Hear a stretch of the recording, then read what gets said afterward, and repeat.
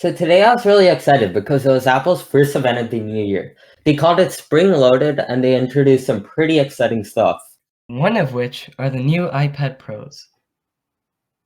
Yep, they introduced updated 12.5 and 11-inch models.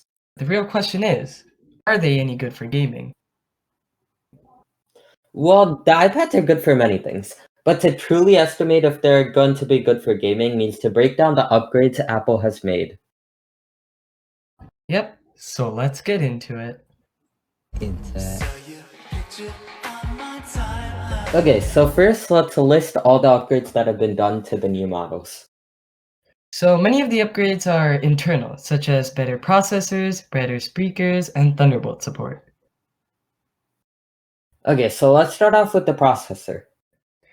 Apple has been using the same processor in their iPad Pro lineup since 2018. The only upgrade they have done is the enabling of an extra core in the A12Z. But this year, that is all about to change. They have introduced the A14X into their lineup. This processor provides for a much more powerful experience, much like one you would find with the M1 chips found on many MacBooks. This power advantage is surely a good thing for gaming. Yeah, that sounds impressive. Let's hope they really do provide as good of a power boost as the M1 chips. So next up are the speakers. They aren't the biggest deal in the world, but they sure are important for a good gaming experience, and there's no harm in upgrading them after all. Exactly. But now we move on to another huge upgrade, Mini LED. So Mini LED is a huge upgrade over the outdated LCD technology. Although technically Mini LED is based off of LCD, Mini LED comes with some important advantages such as less power consumption, so you can game uninterrupted. Talking about power consumption, the iPad has about 10 hours of battery life, but that'll probably drop down significantly when gaming, of course. Another advantage of Mini LED is that they are more efficient and can provide for better response times. As mentioned in our Rocket League mechanics video, input lag and response times can really mess up your game.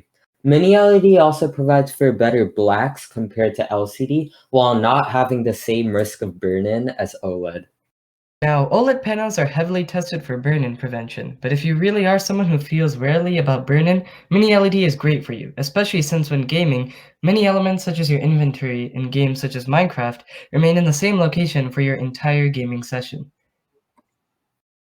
Talking about burn-in, Mini LED also doesn't degrade over time as much as OLED does. And when you're buying an expensive device with a lot of power that should last you a long time, your screen really shouldn't be the downfall. Other advantages of Mini LED also include a higher brightness level and higher contrast ratio.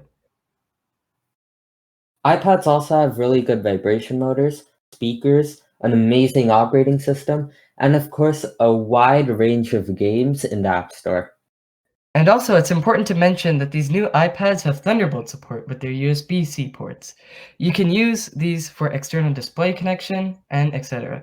Additionally, if you use a keyboard, many keyboards are compatible with iPads, including Apple's own Folio keyboard. Now on to the cons. For one, you have the boxy design. It looks amazing, but they can really be annoying to grip and can leave marks.